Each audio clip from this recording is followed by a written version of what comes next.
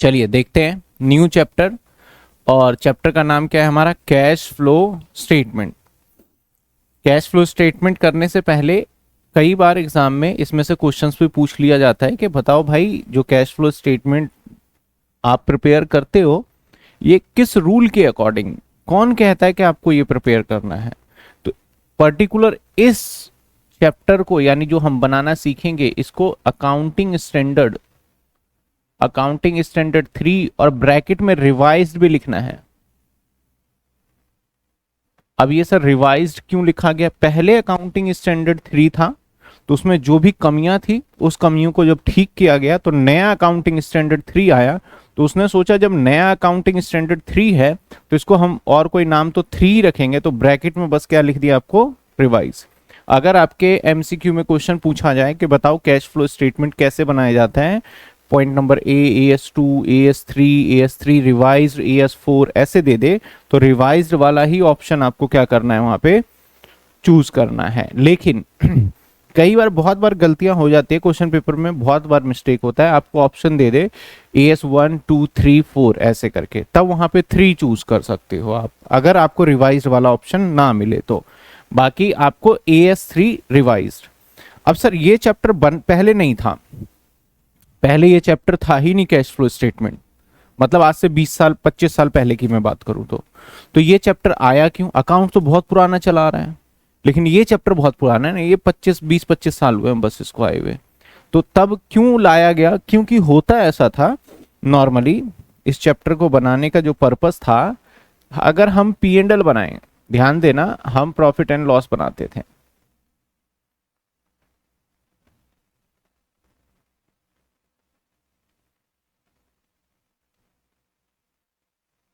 जैसे ये हमारे सामने है और आपके सामने मैंने बनाया एक प्रॉफिट एंड लॉस अकाउंट, ठीक है ना, प्रॉफिट एंड लॉस अकाउंट। अब प्रॉफिट एंड लॉस में यू नो के इस साइड में आपका बाय साइड में सपोज दैट के जीपी आता है, मान लेते हैं 2 लाख रुपए का जीपी है, और यहां पे फिर कुछ खर्चे लिखते हैं जैसे कि सैलरी, मान लेते हैं 1,000 रुपए या 10,000 रुपए। यहां पे लिखते हैं इलेक्ट्रिसिटी बिल मान लेते हैं 5,000 रुपीज। यहाँ पे लिखते हैं, मान लिया जाए आपका आपका बेडिट्स, या फिर यहाँ पे हम लिखते हैं रेंट पेमेंट किया हमने, मान लेते हैं 6,000 रुपए, ठीक है। यहाँ पे हम लिखते हैं डेप्रीशिएशन, मान लेते हैं डेप्रीशिएशन 4,000 रुपए। तो इस तरीके से अगर हम काम को करते हैं तो हमें क्या पता लगता है कि हमारा नेट प्रॉफिट जो है, यहां पे भी 2 लाख आया, और इस जगह पे आपका क्या आने वाला है सर? नेट प्रॉफिट इस जगह पे क्या आ रहा है हमारा? तो हमें क्या पता लगा, 2 लाख में से 10,000 और 10, 20,000, 25,000 माइनस कर दें तो 1,75,000 रुपए का हमारा नेट प्रॉफिट है। हम बड़ा ही सिंपल तरीके से चलते हैं कि भाई 1,75,000 रुपए का क्या है? हमारा नेट प्रॉफिट है। और इसी 1 लाख नेट प्रॉफिट का मतलब होता है बड़ा ही सिंपल कि हमने इतना पैसा कमाया, तो भाई 1,75,000 भी हमारे पास होना चाहिए जब हमने पैसे कमाए हैं, क्योंकि अगर आपने प्रॉफिट कमाया तो पैसा होना चाहिए, ऐसा थोड़ी बस कागजों में आपके पास होना चाहिए डॉक्यूमेंटेशन में। तो जब हम अपने पास पैसे को गिनने जाते थे, तो जब हम पैसे को काउंट करते थे, मनी को, हमारे पास कितने पैसे हैं, तो मैं देखता था भाई जीपी में मेरे पास, और मेरे पास पता है कैश कितना पड़ा था? डिफरेंस आ गया था। कैश जो पड़ा था मेरे पास 1,79,000 था मेरे पास। मेरे पास जो पैसा पड़ा था वो तो कितने का था? 179। अब नॉर्मली हमारा नेट प्रॉफिट 175 है और हमारे पास पैसा 179 है, तो ये मिसमैच चल रहा था कि यार जितना कमाया उतना प्रॉफिट होना चाहिए था, लेकिन ये प्रॉफिट अलग क्यों आ रहा है, ये क्यों डिफ्रेंशिएट हो रहा है इसके अंदर। तो इसके लिए हमें कैश फ्लो स्टेटमेंट बनाना पड़ा। तो यहाँ पे समझाया गया कि भाई देखो, इसके अंदर जो आपका है ना ये प्रॉफिट, अगर आप इस प्रॉफिट से ही इसको मैच करना चाहते हो तो मैं आपको समझाऊं 179 कैसे आया। देखो 2 लाख रुपए तो ये था, इसमें से खर्चे माइनस कर दूं 5,000 ये, इसमें से रेंट भी पेड किया 6,000 ये, इसमें से डेप्रीशिएशन माइनस नहीं करूंगा। क्यों नहीं करोगे सर डेप्रीशिएशन माइनस? क्योंकि इसका मैंने पेमेंट ही नहीं किया। इसके बाद सैलरी 10,000, बस यही माइनस करूंगा तो मेरा 179,000 आ जाएगा। यानी यहां पे ये वाला जो आइटम आपको दिख रहा है ना, ये डेप्रीशिएशन, तो आप इस डेप्रीशिएशन को एज अ खर्चा मान रहे हो और आपका प्रॉफिट तो कम हो रहा है, लेकिन इसमें आपने किसी को पेमेंट किया ही नहीं है। किसी को पैसे थोड़ी देके आते हैं। मैंने अपने मशीनरी के ऊपर 10% का डेप लगाया तो किसी को देने थोड़ी जाऊंगा कि 10% का डेप ले लो भाई। तो ये वो खर्चा है जो कि नॉन कैश आइटम है, मतलब इसमें कहीं पैसा ना तो गया ना ही आया। तो ऐसे सिचुएशन में हमने क्या देखा कि भाई हमारा नेट प्रॉफिट और हमारे पास जो कैश है इन दोनों में डिफरेंशिएट आ रहा है।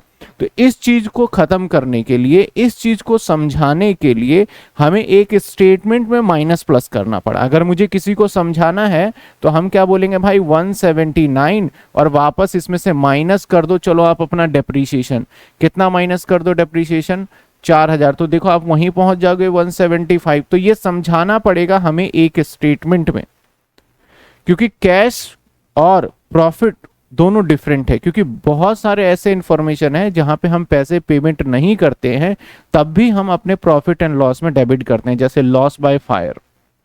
तो लॉस बाय फायर होगा तो हम कहाँ दिखाएंगे प्रॉफिट एंड लॉस के? क्या हम लॉस बाय फायर के केस में किसी को पैसे देंगे? क्या नहीं देंगे। तो वो भी फर्क आएगा, हमारे नेट प्रॉफिट तो घटेगा लेकिन कैश तो किसी के पास गया ही नहीं। बेड डेट्स, बेड डेट्स में क्या हम किसी को पेमेंट करेंगे? क्या नहीं करेंगे, तो फिर हमारा प्रॉफिट घट जाता है। तो ढेरों ऐसे खर्चे हैं और बहुत सारे ऐसे इनकम भी है, जैसे कि मान लिया जाए एक्रूड इनकम। भाई पैसे तो आए नहीं हमारे पास, पैसे तो, या आउटस्टैंडिंग रेंट, पैसे तो हमने दिए नहीं लेकिन P&L के तो डेबिट में लिख दिया आपने, इनकम तो दिखा दिया। तो जो ऑनर जो था और जो इन्वेस्टर थे उनको कंफ्यूजन रहती थी, यार फायदा कुछ और है पैसा कुछ और है, ये डिफरेंशिएट क्यों आ रहा है? तो इसी डिफरेंशिएट को खत्म करने के लिए, समझाने के लिए बनाया गया कैश फ्लो स्टेटमेंट।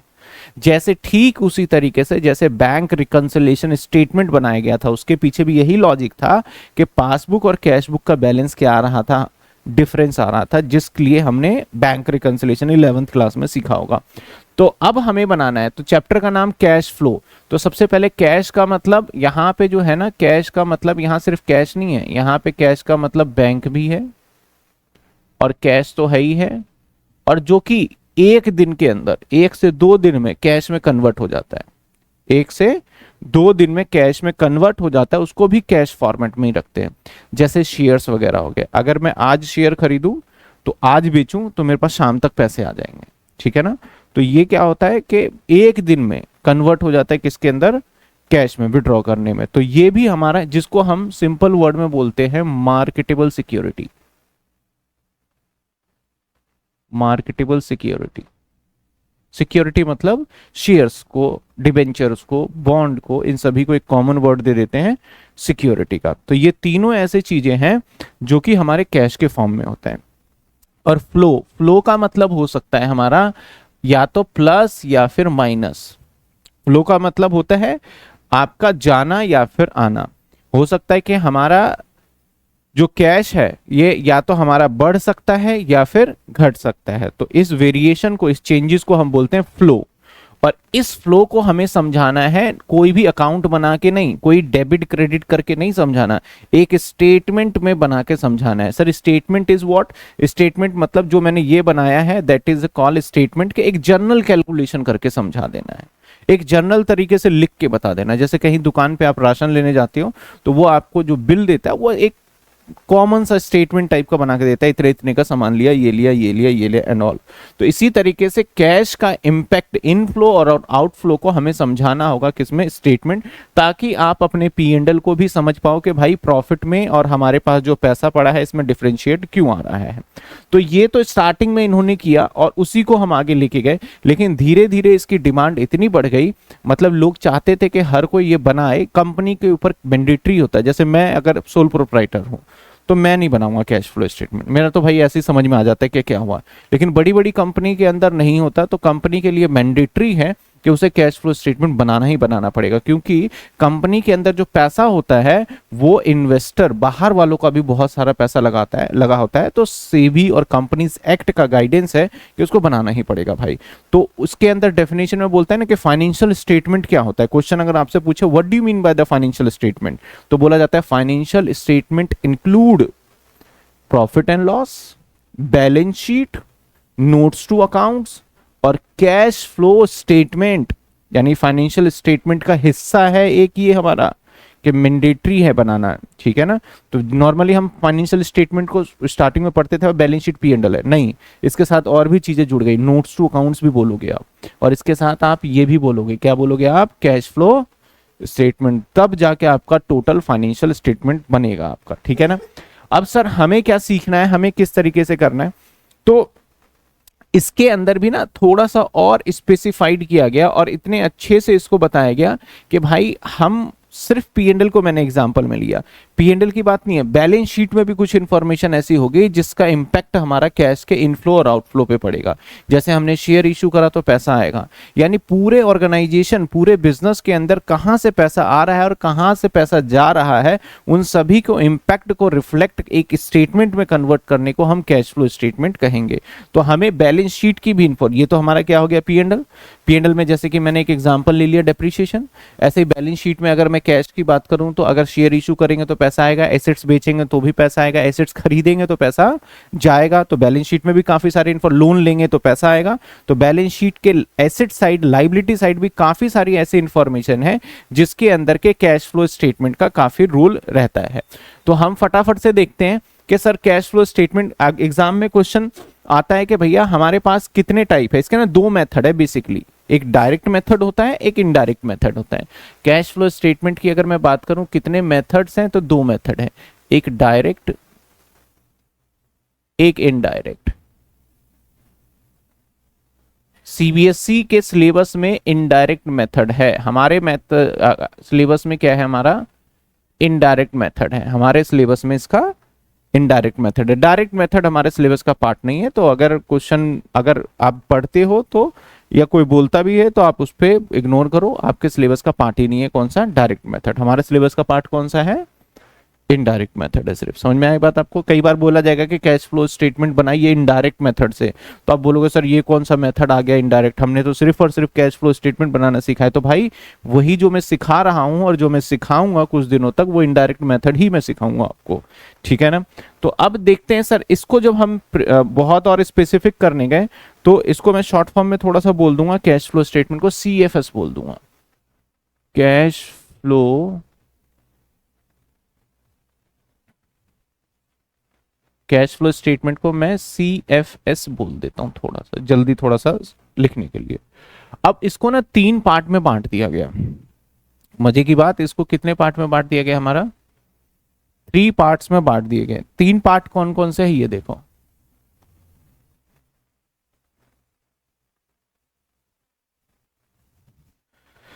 पहला पार्ट रखा गया that is cash flow from operating activity, cash flow from, first part जो रखा गया ना that is cash flow from operating activity.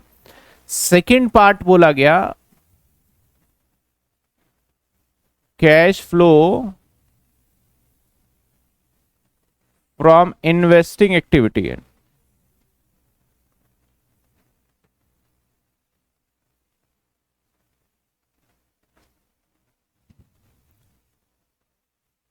और जो थर्ड पार्ट रखा गया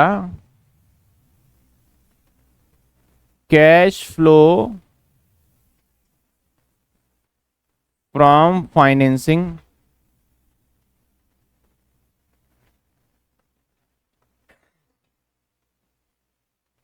एक्टिविटीज, ठीक है ना।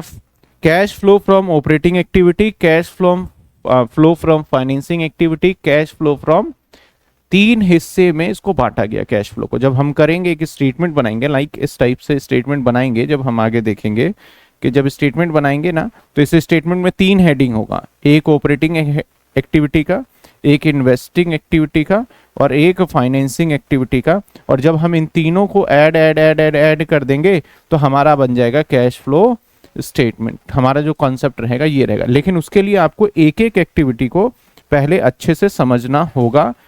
आपका ऑपरेटिंग सवाल एग्जाम में कई बार सिर्फ और सिर्फ ऑपरेटिंग एक्टिविटी पे आ जाता है, कई बार सिर्फ और सिर्फ इन्वेस्टिंग एक्टिविटी पे आ जाता है, कई बार सिर्फ और सिर्फ किस पे आ जाता है, फाइनेंसिंग एक्टिविटी पे, और कई बार ज्यादातर चांसेस होता है कि तीनों एक्टिविटी को मर्ज करके पूछ ले कि भैया कैश फ्लो, अगर मैं बोलूं कैश फ्लो ऑपरेटिंग एक्टिविटी तो जो मैं सिखाऊंगा सिर्फ एक बनाओगे, अगर इन्वेस्टिंग बोलूं तो ये बनाओगे, फाइनेंसिंग बोलूं तो ये बनाओ, और मैं बोलूं कैश फ्लो स्टेटमेंट बनाओ तो तीनों को मर्ज करके आपको बना के दिखाना होगा वहां पे कैश फ्लो स्टेटमेंट में।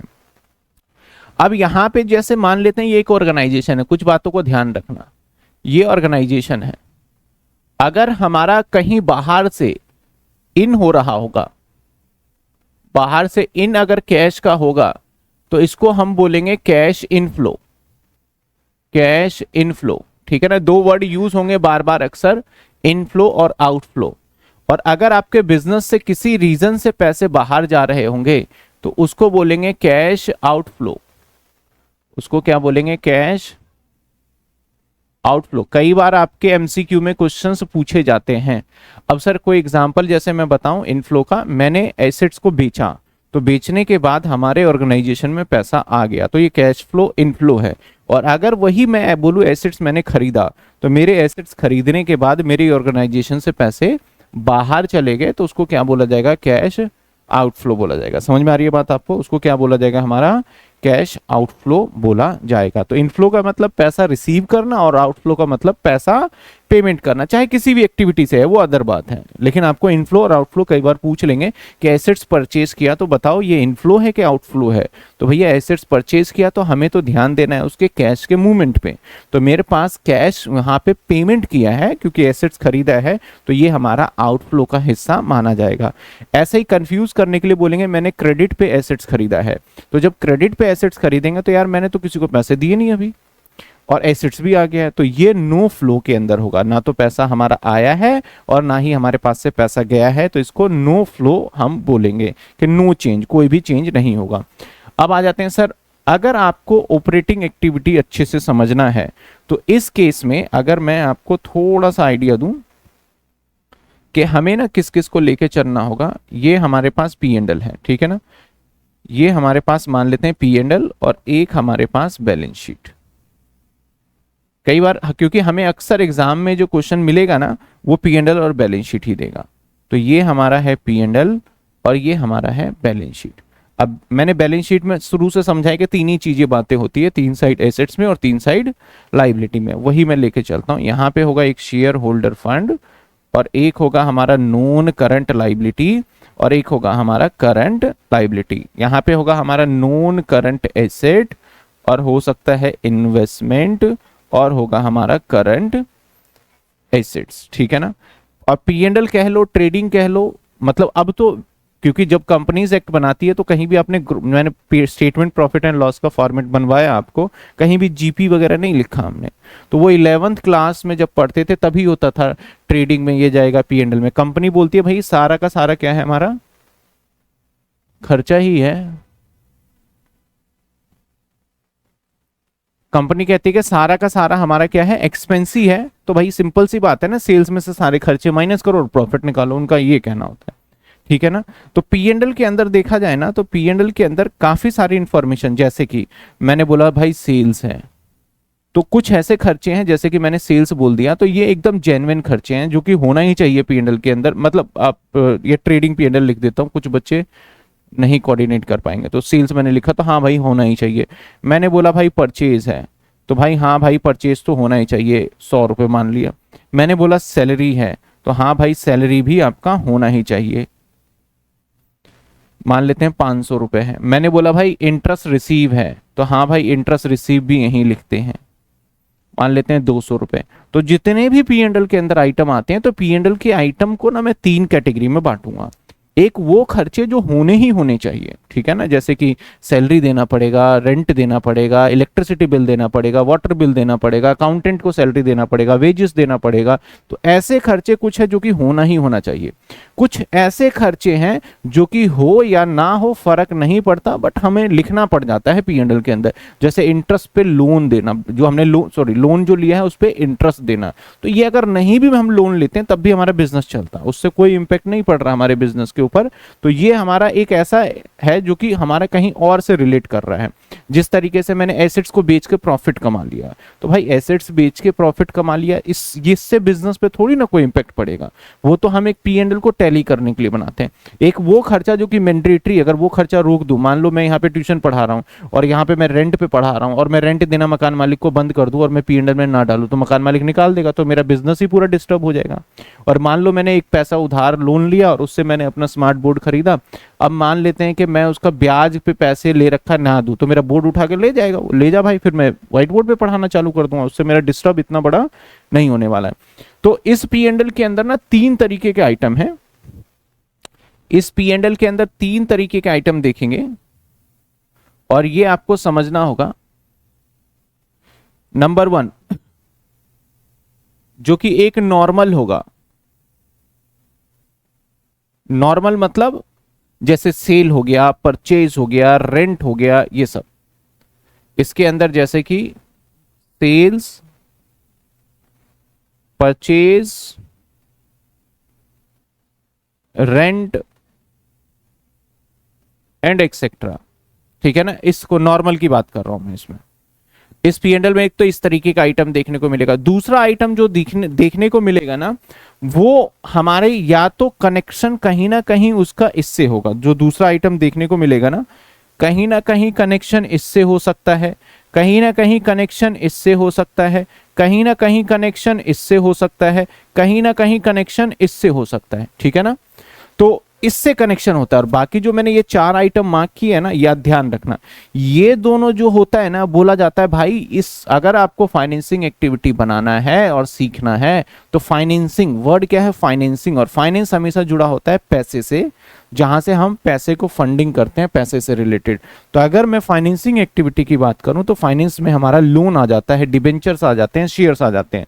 तो अगर आपको फाइनेंसिंग एक्टिविटी बनाना है ना, तो उस सिचुएशन में आपको 2 ही चीजों पे ध्यान रखना पड़ेगा। नंबर 1 एक शेयर होल्डर फंड पे, और नंबर 2 आपको नॉन करंट लायबिलिटी। इनफैक्ट यही नहीं, इससे होने वाले खर्चे और इससे होने वाली कोई इनकम अगर बनती है, इनकम तो होगा नहीं क्योंकि खर्चा ही होगा, इस पे होने वाले खर्चे भी, इससे रिलेटेड जो भी एक्सपेंसेस होंगे रिलेटेड फ्रॉम दिस, वो भी किसका हिस्सा माना जाएगा, फाइनेंसिंग एक्टिविटी का हिस्सा माना जाएगा। मैंने बोला इंटरेस्ट ऑन लोन मैंने पेमेंट किया है, तो लोन कहाँ आता है पहले ये सोचो। लोन फाइनेंसिंग एक्टिविटी का पार्ट है, तो उससे होने वाला इंटरेस्ट लोन उसी से कनेक्टेड है, तो वो भी कहाँ जाएगा, हमारा फाइनेंसिंग एक्टिविटी में जाएगा। मैंने बोला शेयर इशू एक्सपेंस हो गया, शेयर को जो इशू किया था उस पर एक्सपेंस हुआ, तो भाई शेयर इशू तो हमारा इससे रिलेटेड है, तो ये भी इसी का पार्ट माना जाएगा।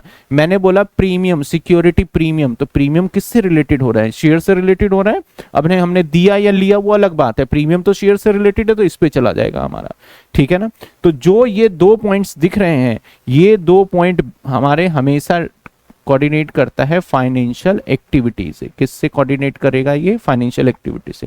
और ये जो 2 पॉइंट दिख रहे हैं आपको, ये हमेशा वो होता है जो बिजनेस के अंदर इन्वेस्टमेंट होता है। आपको पता हो, मैंने एसेट्स खरीदा यार, बिजनेस में बड़ा इन्वेस्टमेंट करना पड़ गया इस बार, हमें एसेट्स लेके आया, प्रिंटर लेके आया, कंप्यूटर लेके आया, तो आप क्या बोलोगे, बिजनेस में काफी पैसा लगा रहा है ये तो मैंने शोरूम, अपने दुकान को अच्छे से डेकोरेट कर दिया, दुकान में बहुत सारी चीजें मैंने लगा दी, तो भाई बड़ा पैसा लगाया दुकान के अंदर। तो नॉर्मल भाषा में हम ऐसे बोलते हैं, लेकिन एक्चुअल में उसे हम अगर टेक्निकल बात में बोले तो बड़ा इन्वेस्टमेंट कर रहा है यार, बड़ा कैपिटल लगा रहा है बिजनेस में।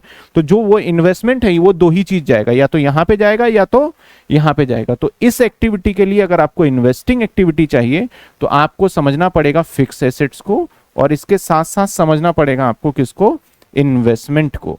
ये दोनों एक्टिविटी जब भी आपको कोई पूछा जाए तो ये, और इससे होने वाला कोई भी इनकम हो वो भी इसी का हिस्सा माना जाएगा। इससे होने वाला कोई भी इनकम, जैसे कि मैंने इन्वेस्टमेंट किया, मैंने फिक्स डिपॉजिट किया बैंक में, वहां से ब्याज मिलेगा, वो मेरे लिए क्या है, इनकम है। हालांकि मैं तो पी एंड एल के डेबिट में लिख रहा हूं इंटरेस्ट रिसीव, लेकिन ये कनेक्शन कहां से है इसका, इसका कनेक्शन है भाई इससे, और ये कहां पे जा रहा है, इन्वेस्टिंग। तो हम अगर बोले इंटरेस्ट रिसीव, तो इंटरेस्ट रिसीव किसका हिस्सा माना जाएगा, वो माना जाएगा हमारा किसका, cash flow from investing activity का। यानी जो चार चीजें हैं, ये चार चीजें में से दो चीजें कहां जा रही है, फाइनेंसिंग एक्टिविटी में, और दो चीजें कहां जा रही है आपकी, इन्वेस्टिंग। तो इससे होने वाले रिलेटेड जितने भी खर्चे या इनकम होंगे वो भी वहीं जाएगा जो जहां पे जा रहा है। जैसे मैंने बोला भाई एक एसेट्स बेच दिया, वहां नुकसान हो गया, मेरा लॉस हो गया, तो भाई एसेट्स बेचा, एसेट्स किससे कनेक्ट हो रहा है हमारा, इन्वेस्टिंग एक्टिविटी, तो उसका लॉस भी यहीं का माना जाएगा आपसे, उसका लॉस भी किससे माना जाएगा, इसी का माना जाएगा। मैंने कहा एक एसेट्स बेच दिया, उससे फायदा हो गया, तो वो भी यहीं का माना जाएगा हमारा। तो इस चार चीजें देखो, बैलेंस शीट के अंदर मैंने 6 चीजें बताई, जिसमें से 4 चीजों की तो जगह मिल गई 2 में। अब जितनी भी बाकी चीजें आपको दिख रही है ना, वो सारा का सारा किससे रिलेट हो जाता है, ऑपरेटिंग एक्टिविटी से। एक आपका ये भी ऑपरेटिंग एक्टिविटी का हिस्सा है, और ये भी ऑपरेटिंग एक्टिविटी का हिस्सा माना जाएगा, क्योंकि करंट एसेट्स और करंट लाइबिलिटी जो होता है ना, वो डे टू डे बिजनेस के अंदर यूज होता है। जैसे किसी वर्कर का सैलरी नहीं दिया, तो सैलरी है ना, तो ऑपरेटिंग में ही चला जाएगा हमारा। जैसे किसी का मान लेते हैं कि इंटरेस्ट प्रीपेड कर दिया मैंने, इंटरेस्ट प्रीपेड कर रहा हूँ सॉरी, किसी को मैंने प्रीपेड दे दिया, या फिर कोई भी इनकम हो करंट एसेट्स में, कैश बैंक, वो सारा का कहाँ चला जाता है, ऑपरेटिंग एक्टिविटी में। अब आ जाता, नहीं कैश और बैंक को मैं भी थोड़ा सा अभी बताऊंगा मैं, तो पहले ये चीजें समझो पी एंड एल। तो हमारे पास बैलेंस शीट में से 2 चीजें इसके लिए और 2 चीजें इसके लिए। अब बात करते हैं पी एंड एल।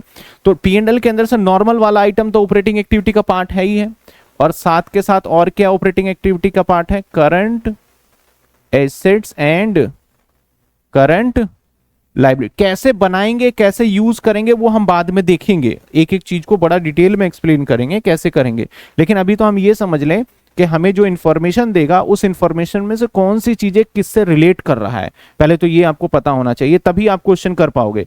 कई बच्चे क्या करते हैं, बैलेंस शीट पूरा पढ़ रहे हैं और फिक्स एसेट्स आया, और मेरे से क्वेश्चन क्या पूछते हैं, सर फिक्स एसेट्स बताओ कौन सी एक्टिविटी में जाएगा, ऑपरेटिंग में लिखूं कि फाइनेंसिंग में लिखूं कि इन्वेस्टिंग में लिखूं। तो उस बच्चे को कॉन्सेप्ट ही क्लियर नहीं है कि भाई फिक्स एसेट्स तू जो पूछ रहा है तो उसका एक ही जगह है, और वो जगह कौन सा है फिक्स एसेट्स का, इन्वेस्टिंग एक्टिविटी। तो अगर वो पूछ रहे सर और ऑपरेटिंग में कहां लिखूं मैं, ये बता दो, ये कहां जाएगा, तो इसका मतलब उसको कॉन्सेप्ट क्लियर नहीं है कि किस चीज को कहां से। आप बैलेंस शीट पढ़ रहे हो और इसी में बोल रहे हो सर इसमें से बता दो कौन कौन से आइटम कहां जाएंगे। भाई 2 चीजें आपकी मैंने यहां की बता दी, 2 चीजें यहां की बता दी, और ये 2 चीजें हैं, इसको मैंने कहां पे रख दिया, यहां पे। अब करंट एसेट्स जब लिखोगे और करंट लाइबिलिटी लिखोगे, तो इसके कुछ एक्सेप्शन है। करंट एसेट्स में से आपको एक्सेप्शन है कि वो इसका पार्ट नहीं माना जाता। कौन कौन सा पार्ट एक्सेप्शन में आ जाता है, सर एक कैश, और दूसरा बैंक, और तीसरा जो कि मार्केटेबल सिक्योरिटी, ये जगह नहीं है मैं बता रहा हूं। ऐसे ही सर करंट लाइबिलिटी लिखोगे तो क्या इसका पार्ट नहीं होगा, दैट इज आपका बैंक ओवरड्राफ्ट। हालांकि करंट लाइबिलिटी होता है, लेकिन इस चैप्टर में नहीं मानेंगे, या फिर कैश क्रेडिट। इन 2 पॉइंट को ना हम नहीं मानेंगे, जब कभी भी करंट एसेट्स का हिस्सा ही नहीं मानेंगे इन दोनों पॉइंट को। तो ये दोनों पॉइंट पता है किसका एक्टिविटी में चला जाएगा, फाइनेंसिंग एक्टिविटी का हिस्सा रखते हैं। क्योंकि जनरली मानना है कि बैंक ओवरड्राफ्ट ऐसा होता है कि अभी लिया फिर पेमेंट किया, फिर ले लेते हैं फिर पेमेंट किया, तो अल्टीमेटली वो कर्जा तो आपके ऊपर बना ही रहता है, तो लॉन्ग टर्म मान लिया जाता है इस चैप्टर के लिए। वैसे अगर कोई पूछे बैंक ओवरड्राफ्ट बताओ करंट लाइबिलिटी है लॉन्ग टर्म है, तो भाई वो तो करंट लाइबिलिटी है हमारी, लॉन्ग टर्म तो है नहीं। इस चैप्टर के लिए उसको लॉन्ग टर्म मान के ट्रीट किया जाता है। इस पे बड़ा कंफ्यूजन था, पहले क्या करते थे वो ऑपरेटिंग का भी मान लेते थे, नहीं भी मानते थे, बट अब क्लियरिटी दे दी गई है कि इसको फाइनेंसिंग का ही पार्ट हमें मानना है। और सर ये कैश और बैंक है ना, इसको कहाँ का पार्ट मानना है, ये जो कैश और कैश बैंक इक्विवेलेंट है, इसको हम एक पार्ट रहता है हमारा, ये करंट एसेट्स का पार्ट जो है उसे मानते हैं हम कैश एंड कैश इक्विवेलेंट। ये एक सबसे लास्ट में हेडिंग आता है कि कैश और कैश के बराबर की चीजों को ना अलग रखो आप। तो cash and cash equivalent, equivalent में क्या आ गया, मार्केटेबल सिक्योरिटी, और या फिर बैंक, कैश के बराबर ही ये दोनों चीजें। तो कैश एंड कैश इक्विवेलेंट। कोई पूछा जाए बताओ कैश किसका पार्ट है, तो आप दिमाग लगाओगे सर करंट एसेट्स तो ऑपरेटिंग नहीं, करंट एसेट्स का पार्ट है, और करंट एसेट्स सारे ऑपरेटिंग में नहीं जाते, ये 2 पॉइंट को और एक इस 2 पॉइंट को, इस 2 पॉइंट को छोड़ के 4 पॉइंट ऐसे हैं करंट एसेट्स और करंट लायबिलिटी में जो कि ऑपरेटिंग का हिस्सा नहीं माना जाएगा। इसके बाद मैं पूछूं आउटस्टैंडिंग रेंट बताओ, सर ऑपरेटिंग। प्रीपेड रेंट बताओ, ऑपरेटिंग। या एक्रूड इंटरेस्ट बताओ, ऑपरेटिंग। तो ये बाकी के सारे जितने भी करंट एसेट्स और करंट लायबिलिटी है वो किसका हिस्सा माना जाएगा? हमारा ऑपरेटिंग का माना जाएगा हिस्सा, हमारा सीधा सीधा ऑपरेटिंग का हिस्सा माना जाएगा। अच्छा, कुछ ऐसे भी एक्सपेंसेस आपको देखने को मिल सकते हैं, जैसे कि मैंने कहा इंटरेस्ट।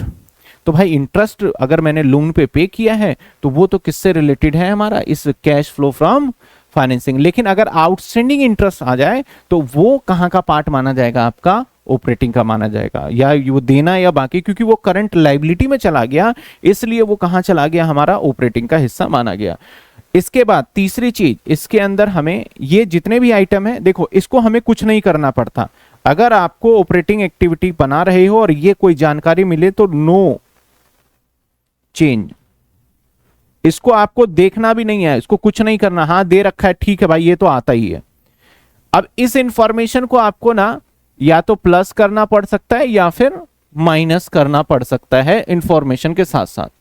या तो प्लस करना पड़ सकता है या माइनस, जैसे इंफॉर्मेशन होगा उसके अकॉर्डिंग करेंगे। इसके बाद तीसरा आता है हमारा एक, जो कि इसके अंदर यूज होता है, दैट इज हमारा non cash item. Non cash item ऐसे इंफॉर्मेशन जिसके अंदर कैश का कोई इंफॉर्मेशन मतलब आता ही जाता नहीं है, जैसे कि डेप्रीशिएशन, जैसे कि लॉस बाय फायर, जैसे कि जनरल रिजर्व इंक्रीज, जैसे कि आपका बेड डेट्स या प्रोविजन।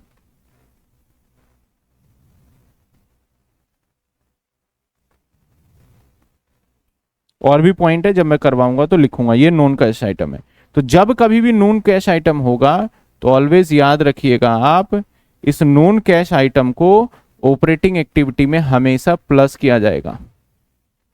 कहाँ प्लस करना है नहीं करना, नेट प्रॉफिट जो भी लेंगे उसमें कुछ चीजें हमें प्लस करनी पड़ती है और कुछ माइनस, जैसे जैसे हम आगे चैप्टर में बढ़ेंगे।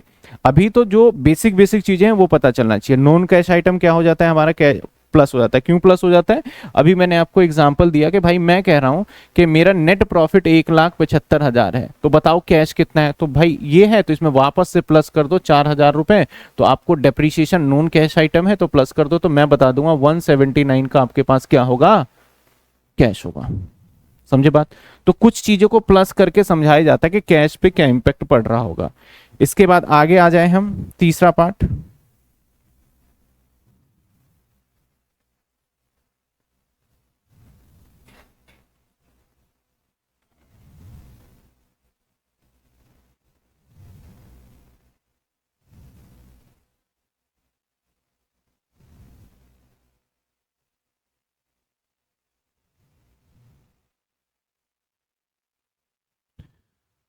चलिए,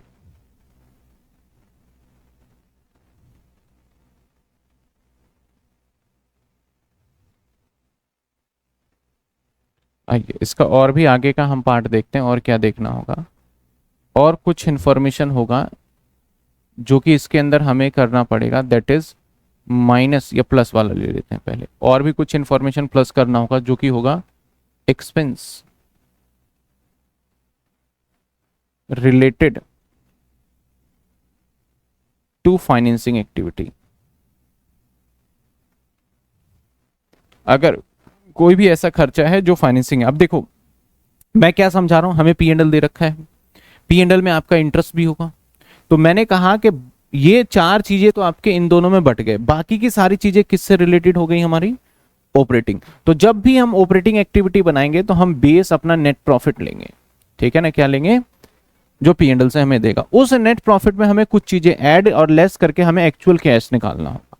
जैसे अभी पीछे मैंने नेट प्रॉफिट लिया आपका 175 और उसमें मैंने 4,000 ऐड करके और क्या निकाल लिया था अपना, कितना पैसा होगा। ऐसे ही कितना पैसा हमारा अवेलेबल होगा उसके अंदर ऐड लेस करेंगे। तो सबसे पहले ये जानकारी होगी, नॉर्मल चीजें गिवन होगी। तो भाई नॉर्मल चीजों को क्या करना? कुछ नहीं करना, वो तो है एक्चुअल में पैसा गया है। उसके बाद हो सकता है करंट एसेट्स और करंट लायबिलिटी, तो ये माइनस प्लस होगा। जब करेंगे तो बताऊंगा क्या माइनस होता है और क्या प्लस होता है। इसके बाद नॉन कैश आइटम होगा तो इसको वापस क्या कर देंगे हम, नेट प्रॉफिट में प्लस कर देंगे। इसके बाद अगर कोई भी ऐसा खर्चा है जो कि फाइनेंसिंग एक्टिविटी से रिलेटेड है, जैसे कि आपका इंटरेस्ट और दूसरा आपका हो गया सिक्योरिटी प्रीमियम, ऐसा कोई भी खर्चा मिलता है जो कि किससे रिलेटेड है, हमारा फाइनेंसिंग से, तो वापस प्लस करेंगे। ये हमेशा हमारा एडजस्टमेंट में होगा। स्टार बना रहा हूं तो इसका मतलब इसमें एडजस्टमेंट होगा, क्योंकि यहां पे हम क्या कर देते हैं, ऑपरेटिंग एक्टिविटी में तो प्लस करते हैं लेकिन फाइनेंसिंग में जाके माइनस कर देते हैं हम, ठीक है ना। तो वो जब हम पूरा पूरा स्टेटमेंट पढ़ेंगे तो समझ में आएगा। तो स्टार बना रहा हूं तो ये ऑलवेज आपको एडजस्टमेंट में मिलेगा। अगला एक और पॉइंट बनता है, that is income related to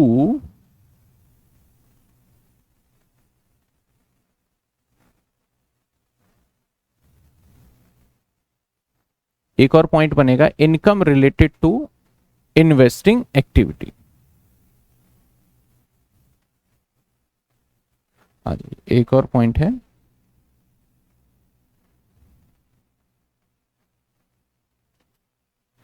income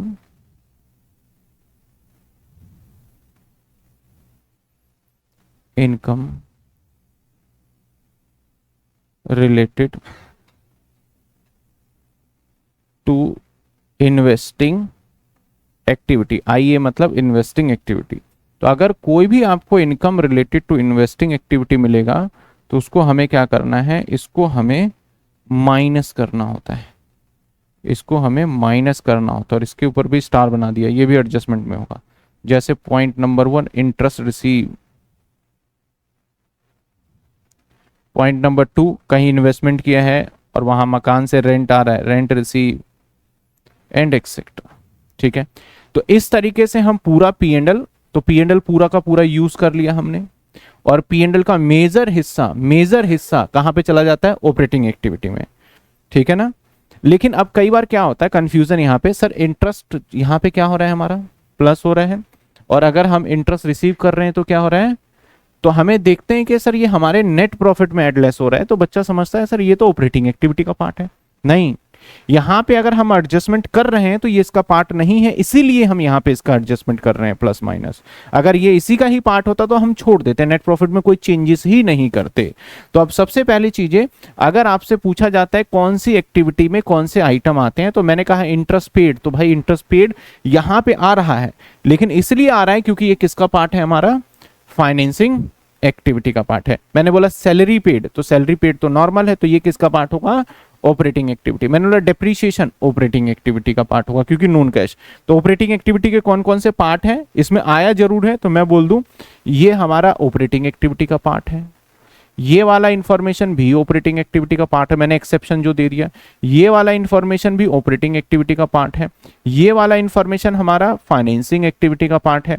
ये वाला इंफॉर्मेशन हमारा इन्वेस्टिंग एक्टिविटी का पार्ट है। हमारे ऑपरेटिंग एक्टिविटी में इसका रोल जरूर है माइनस प्लस का, लेकिन अगर इसका प्योर हिस्सा माना जाए तो ये रिलेट जहां जहां मैंने लिखा है वहां से कर रहा है, तो उसी का पार्ट आपका माना जाएगा, ठीक है ना। अगर मैंने बोला मैंने उधार सामान खरीदा है, क्रेडिटर किसका पार्ट होगा, क्रेडिटर किसका पार्ट होगा, तो अब क्रेडिटर आप देखोगे इन सभी में से कहीं आ रहा है क्या, हाँ करंट लाइबिलिटी के अंदर आ रहा है। तो करंट लाइबिलिटी और करंट एसेट्स किसका पार्ट है, हमारा ऑपरेटिंग का। तो आपको जवाब देना है सर ये तो ऑपरेटिंग का पार्ट है। समझ में आ रही है बात आपको। मैंने कहा कि मैंने फिक्स एसेट्स बेच दिया यार, तो अब फिक्स एसेट्स आपको देखना है कि फिक्स एसेट्स तो हमारे भाई बैलेंस शीट में आता है, तो ये इसका पार्ट है। इन्वेस्टिंग के दो ही हिस्से हैं, एक एसेट्स और एक इन्वेस्टमेंट। फाइनेंसिंग के भी दो ही हिस्से हैं, शेयर होल्डर फंड और एक हमारा लाइबिलिटी। अब शेयर होल्डर फंड अगर मैं लिख रहा हूं यहाँ पे, तो यहाँ पे सिर्फ शेयर कैपिटल है। इसके अंदर जो रिजर्व एंड सरप्लस वाला हिस्सा है ना, वो इन ऑपरेटिंग का ही पार्ट होता है। रिजर्व एंड सरप्लस का काफी हिस्सा इसका माना जाता है, काफी हिस्सा इसका। तो मैंने अभी लिख दिया है बस शेयर होल्डर फंड। जैसे कि प्रॉफिट एंड लॉस, वो तो भाई शेयर होल्डर फंड के अंदर आ रहा है, तो ऐसा मत बोलना कि profit and loss share holder fund का है। तो मैंने बस लिख दिया है, ज्यादातर मेजरली शेयर होल्डर फंड अगर मैं यहाँ लिख रहा हूं तो शेयर कैपिटल ही है, ये समझ के चलना है आपको, ठीक है ना। तो ये सारा का सारा मेजर है। आपसे एक बड़ा सिंपल एमसीक्यू में जो 4 नंबर तक का क्वेश्चन आएगा वो आएगा कि बताओ ये कौन सी एक्टिविटी का पार्ट है। तो जैसे रेंट पेड किस एक्टिविटी का पार्ट, ऑपरेटिंग का। बिल्डिंग परचेज इन्वेस्टिंग का। डिबेंचर इशू फाइनेंसिंग का। डिबेंचर रिडम्पशन फाइनेंसिंग का। शेयर इशू फाइनेंसिंग का शेयर का बायबैक, फाइनेंसिंग का सिक्योरिटी प्रीमियम, फाइनेंसिंग का इंटरेस्ट रिसीव, नहीं इंटरेस्ट रिसीव, रिसीव किस पे करोगे, इन्वेस्टमेंट पे करोगे, तो इन्वेस्टमेंट पे करोगे ना इंटरेस्ट रिसीव, कब आएगा पैसा, जब कहीं ना कहीं इन्वेस्टमेंट किया होगा, तो किसका पार्ट माना जाएगा, और आपका sale of fix assets, invest profit on sale of fix assets, investing का loss on sale of fix assets, investing का पार्ट माना जाएगा। ठीक है, ऐसे मैंने बोला आउटस्टैंडिंग रेंट, ऑपरेटिंग का प्रीपेड रेंट, इसके बाद कहा आपका आउटस्टैंडिंग इंटरेस्ट, आउटस्टैंडिंग आपका या फिर रेंट रिसीवेबल, ये भी करंट एसेट्स का पार्ट है, रेंट रिसीवेबल, तो वो भी किसका पार्ट माना जाएगा, हमारा ऑपरेटिंग का पार्ट माना जाएगा। तो ये फिक्स एसेट्स, प्रीपेड, प्रीपेड तो करंट एसेट्स का पार्ट होता है, फिक्स एसेट्स नहीं होता, प्रीपेड हमारा करंट एसेट्स का पार्ट होगा। तो ये कुछ इंफॉर्मेशन अगर आपको ये बातें समझ में आएगी तो फिर हम ऑपरेटिंग एक्टिविटी को पूरा, अब हमारा इसमें कैसे सीखेंगे चैप्टर, हमने पहले ये मोटी मोटी चीजें सीखी है जो कि कौन सी चीजें आइटम कहां से रिलेट करेगा।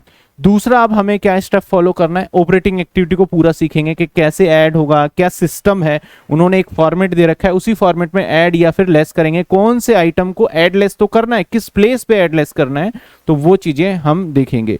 ऑपरेटिंग एक्टिविटी को भी अंदर 3 पार्ट में बांट दिया गया है, एक बांट दिया गया net operating profit before working capital changes, एक बांट दिया गया cash generation from operating activity, और एक बांट दिया गया cash flow from operating activity. अब यहां पे ना 2 वर्ड है, एक फ्लो है और एक यूज है, ध्यान देना। अगर आपका मैं बोलूं फ्लो वर्ड आ जाए, फ्लो वर्ड आ जाए तो इसका मतलब आंसर प्लस में है, और यूज्ड वर्ड आ जाए तो इसका मतलब आंसर माइनस में है। जैसे मैं बोलूं मेरा ना cash use from operating activity आ रहा है, cash used from operating activity, तो समझ जाना मेरा ऑपरेटिंग एक्टिविटी का आंसर किस में आ रहा है, माइनस में। मैं बोलूं cash flow from operating activity आ रहा है तो मेरा आंसर किस में आ रहा होगा, पॉजिटिव में आ रहा होगा। तो ये 2 वर्ड से हमें एक तो पता चलता है कि क्या हमारा माइनस में होगा और क्या हमारा प्लस में होने वाला है। तो आज की क्लास में हमने सिर्फ इतना ही देखा कि भाई जब हम ऑपरेटिंग एक्टिव, अब इसमें एडजस्टमेंट भी होते हैं, ऐसा नहीं कि एडजस्टमेंट नहीं होता, जिस पे मैंने स्टार मार्क लगाया है ना, ये इस पे एडजस्टमेंट होंगे, इसी दोनों पॉइंट पे ही एडजस्टमेंट बनेगा हमारा, ठीक है ना। तो इसमें एडजस्टमेंट भी होगा और एडजस्टमेंट के हिसाब से भी करेंगे। अगर मैं आपके बुक के क्वेश्चंस की बात करूं तो देखते हैं क्वेश्चन कुछ।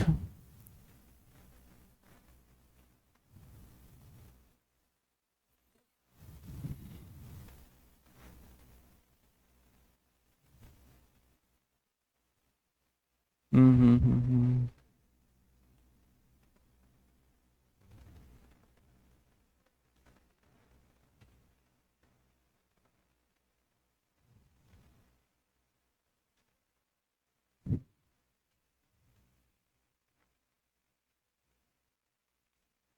अगर मैं आपसे पूछता हूं कैश, कैश बताओ किस में आएगा, तो कैश और बैंक को किस में रखा गया, एक अलग हेड में रखा गया, इन तीनों से बाहर कैश एंड कैश इक्विवेलेंट में रखा गया। जैसे मैंने नीचे लिखा, मैंने बोला बैंक कहां जाएगा, तो भाई इनको अलग ही रखा गया है, कहां रखा गया है, कैश एंड कैश इक्विवेलेंट में। ये आपसे पूछा जाएगा एग्जाम में। चलिए कुछ क्वेश्चंस किस किस टाइप से होंगे देखिए, जैसे क्वेश्चन नंबर 1, ठीक है, कहता है identify the transaction belonging to operating activity और इन्वेस्टिंग एक्टिविटी और फाइनेंसिंग एक्टिविटी और कैश एंड कैश इक्विवेलेंट का किसका हिस्सा कौन सा माना जाएगा। पहला कहता है cash cell of goods, normal चीज है भाई, ये तो ये उसमें आएगा। Cash purchase of goods operating activity. इसके बाद पेटेंट्स परचेज, पेटेंट्स तो हमारा फिक्स एसेट्स होता है, गुडविल वगैरह जो होता है वो फिक्स एसेट्स का पार्ट होता है, तो पेटेंट परचेज किसका हो जाएगा, हमारा इन्वेस्टिंग एक्टिविटी का। बैंक ओवरड्राफ्ट, मैंने स्पेशली बोला इसको, बैंक ओवरड्राफ्ट किसका मानोगे, परचेज ऑफ शेयर्स, शेयर्स खरीद रहे हो, परचेज शेयर्स, शेयर्स को बेचना हमारा शेयर होल्डर का पार्ट होता है, शेयर्स को खरीदना इन्वेस्टमेंट का पार्ट होता है। अगर आप किसी कंपनी के शेयर को खरीद लोगे तो आप शेयर इशू थोड़ी कर रहे हो, शेयर खरीद रहे हो तो इन्वेस्टमेंट कर रहे हो, तो ये किसका पार्ट माना जाएगा, शेयर खरीदना। और यही कहता है शेयर इशू, तो किसका पार्ट होता है हमारा, फाइनेंसिंग का। कमीशन रिसीव, नॉर्मल है ये तो हमारा ऑपरेटिंग का पार्ट। इंटरेस्ट ऑन डिबेंचर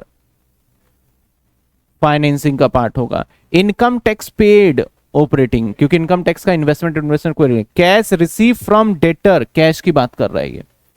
अब देखो यहाँ पे कंफ्यूजन है, सर डेटर की बात कर रहे हो कैश की बात कर रहे हो, तो मैं कैश रिसीव की बात कर रहा हूँ, कैश मिला है हमें, तो मैं कैश एंड कैश इक्विवेलेंट का पार्ट मान लूंगा। देख लेते हैं क्यू को किस हिसाब से मान रहा है, क्यू दिख रहा है कहीं पे आपको, ऑपरेटिंग। तो ये ना कंसीडर कर रहे हैं डेटर और करंट एसेट्स को कंसीडर कर रहे हैं कि डेटर है करंट एसेट्स है, उसके हिसाब से कैश को ये इग्नोर करके चल रहे हैं। कैश बैलेंस हो या बैंक बैलेंस तभी इक्विवेलेंट में डाल देना आप, ठीक है ना। इसके बाद आ जाते हैं cash receive against revenue service rendered, तो सर्विस हम इसको मानेंगे, सर्विस रेंडेड को प्रायोरिटी दे रहे हैं, operating. Cash paid against service taken, कोई भी सर्विस लिया तो ऑपरेटिंग का। Marketable security, cash and cash equivalent. Proceeds from issue of debenture, इसका मतलब है डिबेंचर इशू करने के बाद पैसा आया, तो मेजर क्या है, डिबेंचर इशू किया है भाई, तो डिबेंचर इशू किसका होगा, फाइनेंसिंग का। रिडम्पशन ऑफ डिबेंचर, फिर से डिबेंचर वालों को पैसे वापस दिए हैं तो डिबेंचर की बात हो रही है, तो कहां पे जाएगा, financing. Interest on investment, investment पहले सोचो कहां का पार्ट है, इन्वेस्टिंग एक्टिविटी का, उस पे ब्याज, तो वो भी कहां का माना जाएगा, investing activity. Income tax paid on gain of profit on sale of fix assets, तो यहां पे मुद्दा है कि भैया profit on sale of fix assets हुआ है, तो किसका पार्ट माना जाएगा, इन्वेस्टिंग एक्टिविटी का माना जाएगा। तो लास्ट का क्यू पॉइंट भी आ गया, समझ में आई बात आपको। तो ये क्वेश्चन आपके एमसीक्यू में मैं कह रहा हूं 100% आएगा। अब डिपेंड करता है कि आप इसको समझ जाते हो आज वाली क्लास, तो मान लो आपके 3 नंबर तो पक्के हो गए। ये 3 मार्क्स का क्वेश्चन आता ही है इस टाइप का कि आपसे पूछा जाएगा। दूसरा क्या पूछा जाएगा, आप बताओ इनफ्लो हो रहा है आउटफ्लो हो रहा है, तो सिंपल सी बात कहूं कि मैंने बोला कैश रिसीव किया है, तो बताओ इनफ्लो होगा आउटफ्लो होगा, इनफ्लो। मैंने कहा है यहां पे परचेज ऑफ शेयर्स किया है, तो ये आपको एक बताना पड़ेगा कि भैया बताओ इसके अंदर इनफ्लो या आउटफ्लो, आपको थोड़ा लॉजिक लगाना पड़ेगा और वहां पे सोचना पड़ेगा बिजनेस के ऑर्गेनाइजेशन में पैसे आ रहा है या फिर पैसे जा रहा है, तो उसके हिसाब से आउटफ्लो और इनफ्लो का हम फैसला कर लेंगे। अब मुद्दे की बात होती है ना, एग्जामिनर बड़ा चालाक है, वो चालाकी क्या दिखाता है, हमारे जो बिजनेस होते हैं 2 तरीके के होते हैं। अगर मैं बिजनेस की बात करूं ना, 2 तरीके के होते हैं बिजनेस हमारे। सर 2 तरीके के कौन से बिजनेस होते हैं,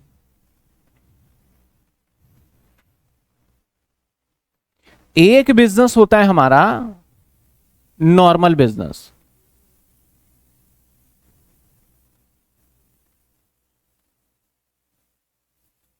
एक बिजनेस होता है हमारा नॉर्मल बिजनेस, और एक बिजनेस होता है हमारा फाइनेंसिंग बिजनेस।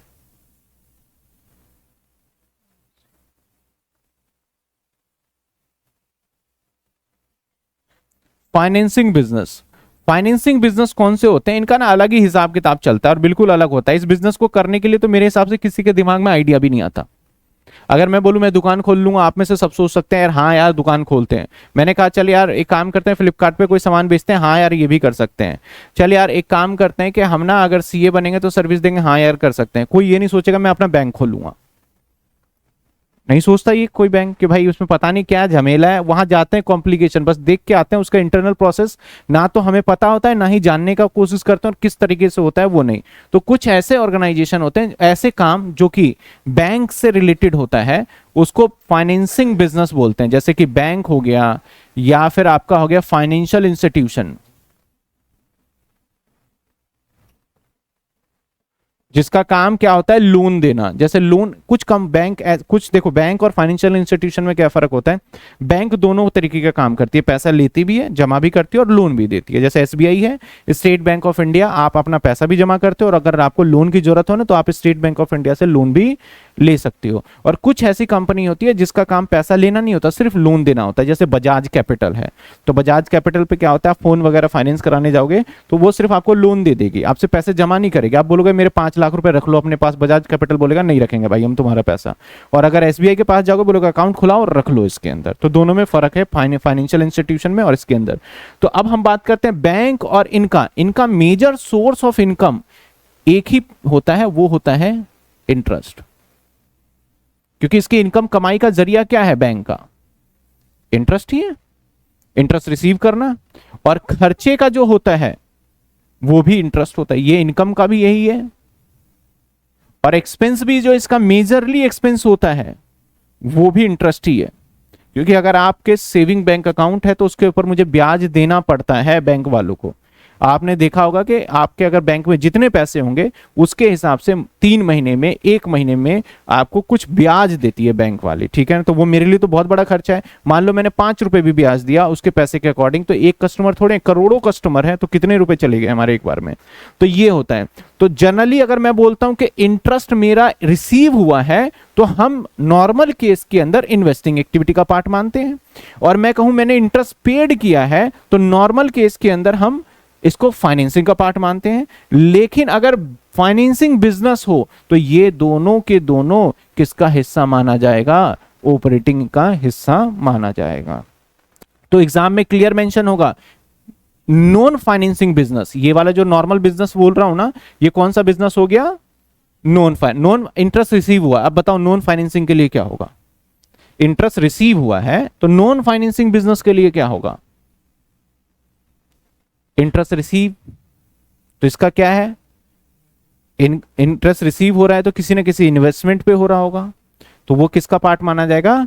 इन्वेस्टिंग एक्टिविटी का। अगर वही कहूं मैं इंटरेस्ट रिसीव हो रहा है किसके लिए? फाइनेंसिंग बिजनेस के लिए, तो यहां थोड़ा सा बदल जाएगा, वो किसका माना जाएगा? हमारा ऑपरेटिंग। तो यहां पे इंटरेस्ट रिसीव ये है इन्वेस्टिंग एक्टिविटी, और इंटरेस्ट पेड किसका है?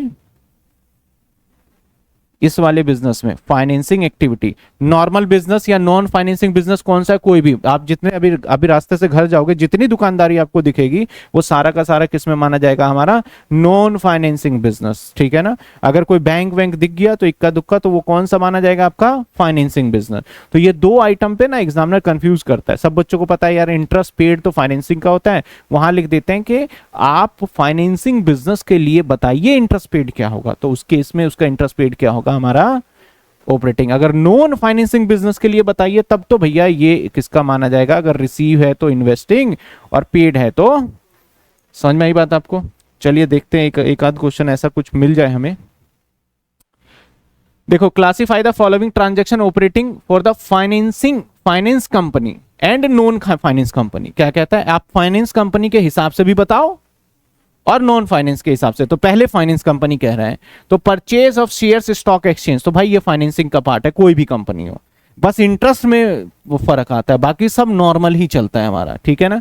डिविडेंड पेड ऑन शेयर, ये भी हमारा भाई डिविडेंड पेड कर रहे हैं, शेयर से। शेयर कहाँ का पार्ट है? फाइनेंसिंग का, तो ये भी फाइनेंसिंग का है।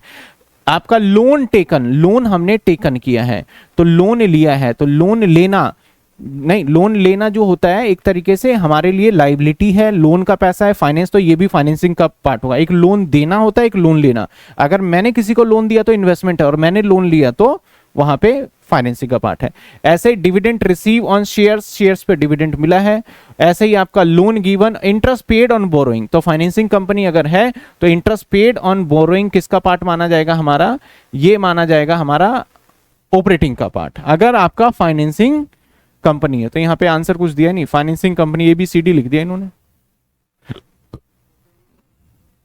बस ऑपरेटिंग ही बताना है कि फॉलोइंग ट्रांजैक्शन ऑपरेटिंग एक्टिविटी और फॉर आ फाइनेंसिंग कंपनी। अच्छा, ऑपरेटिंग एक्टिविटी है, तो यहां पे इन्होंने फाइनेंस में A डाल दिया, ठीक है।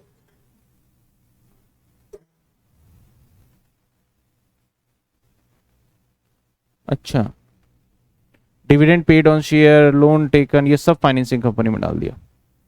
इंटरेस्ट पेड ऑन बोरोइंग, ये ठीक है। चलो, ये सारा ले रहे हैं तो मैं इसको अलग से भी हाईलाइट कर दूं।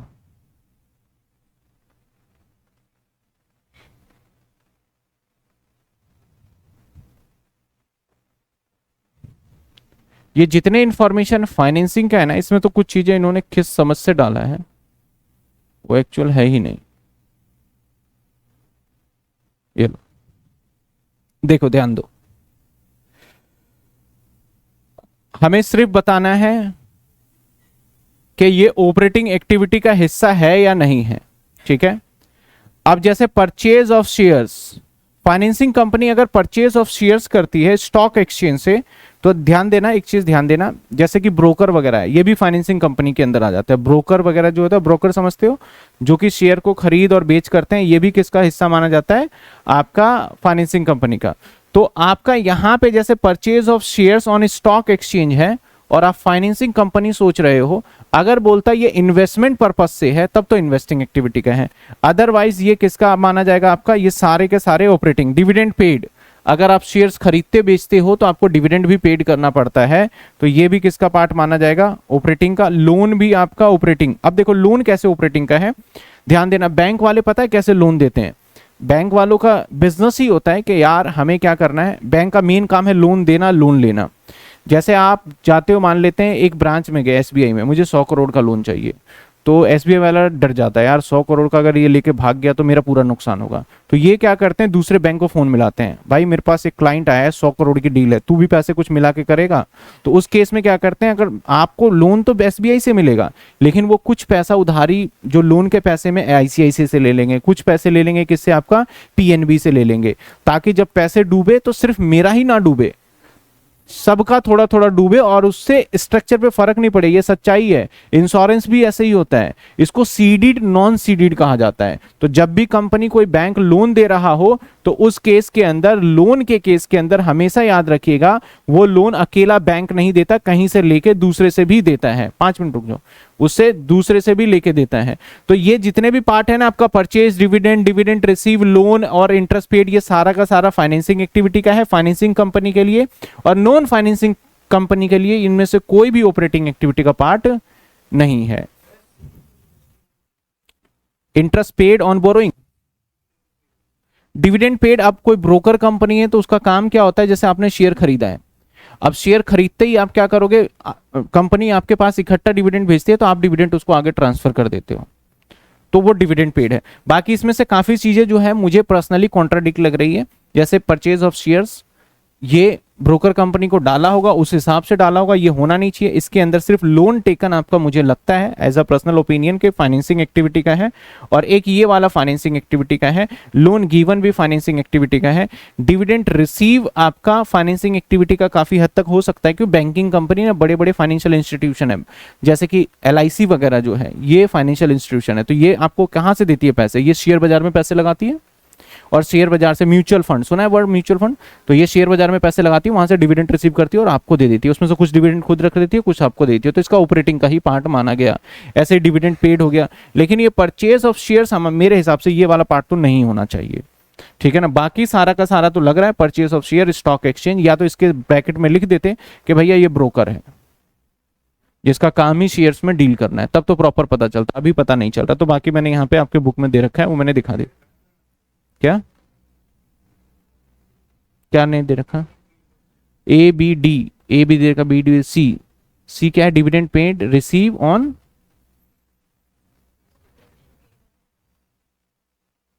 डिविडेंड रिसीव है, अच्छा, डिविडेंड पेड ऑन शेयर।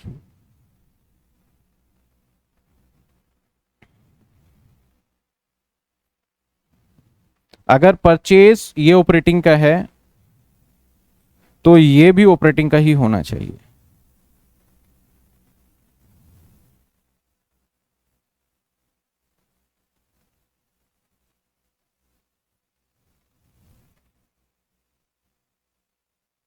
चलो एक बार मैं इसको डिस्कस करके कर दूंगा, बाकी आप मेरे हिसाब से तो अगर ये ऑपरेटिंग का है, शेयर्स अगर खरीद रहे हो और वो ऑपरेटिंग का है, तो उसके ऊपर अगर डिविडेंड दे रहे हो तो वो भी ऑपरेटिंग का ही होना चाहिए, ठीक है ना। तो अभी फिलहाल के लिए आपको क्या देखना है, जो ये वाला पूरा पार्ट बताया। तो फाइनेंसिंग कंपनी में आपसे कॉम्प्लिकेशन में बस इंटरेस्ट वाला ही पॉइंट पूछा जाता है आपका नॉर्मली।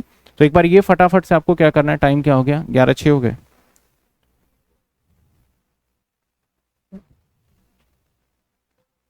आप इसके अंदर क्वेश्चन कौन कौन सा कर सकते हो, थर्ड क्वेश्चन कर सकते हो जिसके अंदर बताना है अमाउंट है क्या इसमें, बस इनफ्लो और आउटफ्लो बताना है। जैसे sale of goods against cash, sale क्या है, गुड्स, तो इनफ्लो होगा, तो इनफ्लो और आउटफ्लो। फोर्थ क्वेश्चन भी आपको कर लेना है कि किसका पार्ट माना जाएगा।